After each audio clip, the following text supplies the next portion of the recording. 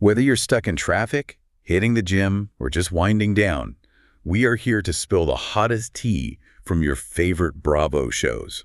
From the wildest reunions to the quietest social media unfollows, we cover it all. So welcome back to Reality TV Podcast and Clips. Subscribe if you haven't yet. Let's get into it on 3, 2, 1. And that is absolutely our mission today. We've gathered, the most essential source material from all the recent bombshells and shakeups. And we're going to extract those crucial nuggets for you. We're cutting through the noise so you know what's really going on. Right, so you can understand the why behind all the biggest drama. Okay, so we have to start with what is, really the emotional epicenter of all of this, and that's still Vanderpump Rules. We're diving into this really personal conversation that brought Lala Kent and Amber Childers as Randall Emmett's ex-wife together on the same platform. It's just wild in itself, the fact that they did that. It is. And the layers of, shared betrayal they got into were just staggering. Well, what's so fascinating here isn't just the cheating, which, let's be honest, we all knew was extensive. Right. It's the sheer depth of the denial Amber was living in. And they were both so candid about that moment that it shattered everything for her. And the detail that really stands out as the ultimate shock to the system is the one Amber shared. She confirmed she actually watched Randall and Lala's sex tape. Yeah. And the most chilling part is that she told Lala she was ultimately thankful for seeing it. Thankful.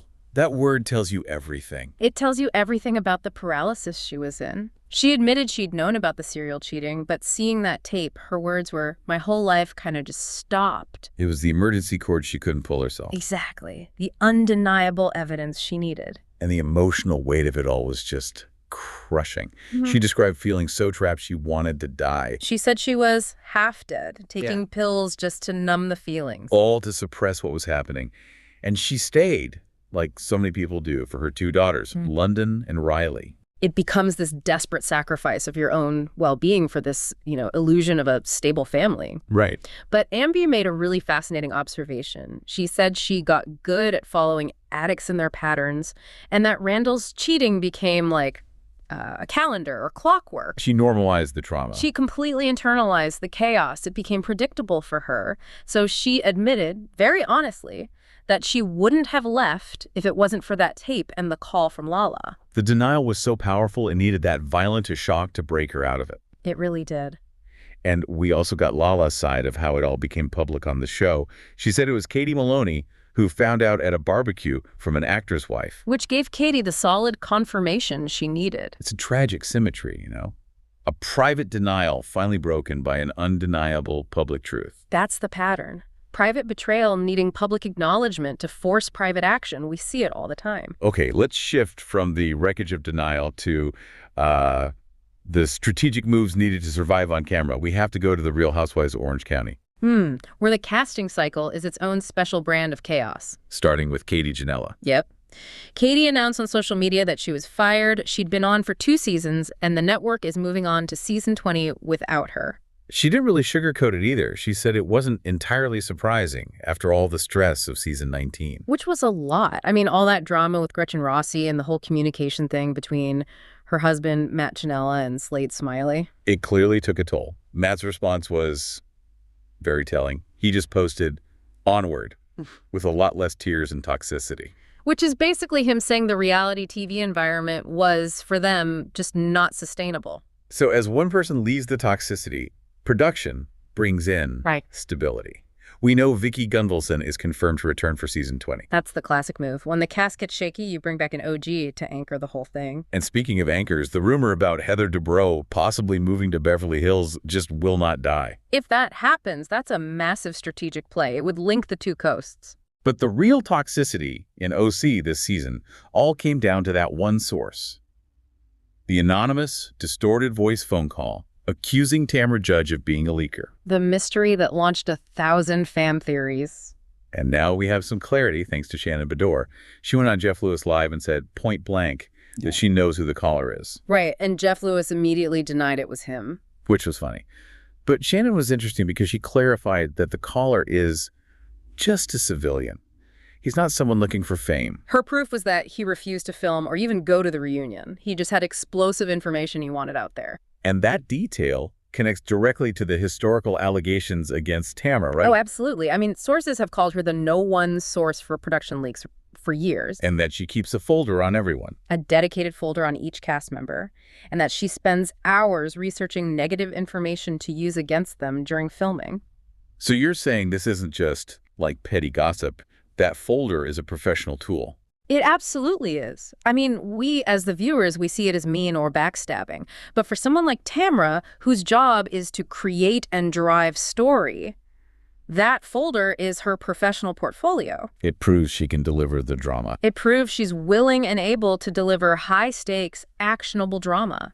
It shows her dedication to the process, even if it means damaging relationships to do it. That reframes everything. It's not friendship, it's political espionage. Exactly. Speaking of politics, let's move over to New Jersey and these claims of some pre-reconciliation diplomacy. This is where strategic maneuvering hits its peak. We're talking about claims from Kim D. DePaula. She's still very connected. Very. And she claims a friend of Teresa Giudice reached out to Margaret Josephs to try and broker a reconciliation. And the timing is everything. According to Kim D., this happened before Teresa made up with Joe and Melissa Gorga. And the person acting as the broker was apparently someone being considered for the show. So what's the strategy there? The intent is so clear. Why make peace with Margaret before your own family? Because Teresa, probably anticipating an eventual truce with the Gorgas, needed to secure her flanks. Neutralize any opposition. Exactly. Margaret is a powerful narrator. Taking her off the board first would have minimized resistance and solidified Teresa's alliance network before any big family reunion.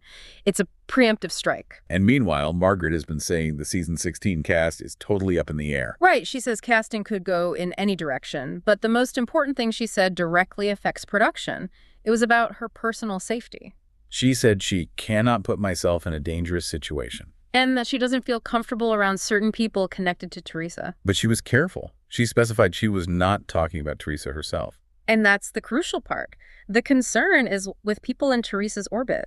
When a cast member brings up credible safety concerns about third parties, the whole conversation changes. It's not just a feud anymore. No, it forces producers to deal with liability and security issues, which complicates everything. Absolutely. Okay, let's shift gears completely. Let's talk about the intense physical scrutiny that comes with this job, starting with Sai de Silva on RHONY. Sai was incredibly transparent about having a tummy tuck. She explained that after 2 kids, she had a lot of loose skin and separated ab muscles diastasis recti. She was really candid about it, saying it made her look like she was in early pregnancy. And her honesty about the recovery? Wow, she called it the worst pain of my life. Yet she was also clear about her limits. When asked about a breast augmentation, she said those were all me. Right. She chose to skip the lift she might have wanted because she didn't want the scar that came with it. It's very calculated openness. It controls the narrative while also giving the audience that authenticity they crave. For sure. And speaking of controlling the narrative, when it comes to RHONY casting, Sai admitted she knows nothing about season 16. Which is interesting with all the rumors that it might just be her, Jessel Tank, and Aaron Lishy coming back. And Andy Cohen has already denied the idea that they'd pair the new wives with the OGs, so it seems like they're committed to keeping them separate for now. And on the other side of the appearance spectrum, the reaction to the transformation of Real Housewives of Dallas alum, Carrie Duber. That was a transformation that sparked a lot of conversation. She posted a photo, and fans immediately started saying she looked completely unrecognizable. Nothing like the woman they watched on Bravo. And the fan speculation was just wild. People were guessing everything from her chin shave down to a nose job. I think someone joked she had a full head transplant. Yeah, and you can laugh at the joke, but it speaks to the pressure cooker these women live in. The change was so significant it launched a whole debate. It just shows that the pressure to look a certain way never ends, even years after you leave the show. And that pressure clearly still drives their careers. Carrie, along with Leanne Locken and Cameron Westcott, they're still working in that space on a Dallas show called Ladies on Late Night. It really brings us full circle. Every story we've covered, Ambier's escape from denial, Tamara's folder, the New Jersey politics, the physical transformations, it's all about survival and control. So what does this all mean for you, the listener? The recurring theme is just how deeply entrenched the manipulation of the narrative is. Amber and Lala showed us the heavy cost of personal denial. Tamra showed us the strategic need for external manipulation. And the New Jersey drama showed the political moves needed to neutralize opponents. For those of us watching, the ultimate question is this. When a housewife's professional survival is so dependent on controlling her image, her narrative, and her castmates, does that constant battle for control mean that genuine, unfiltered reality is fundamentally impossible? Is the real drama always happening off camera, where the brokering and the leaking truly occur? A compelling thought to consider as you reflect on this information. Thank you for tuning into this deep dive. We appreciate you joining us to get well informed quickly. We'll catch you in the next one.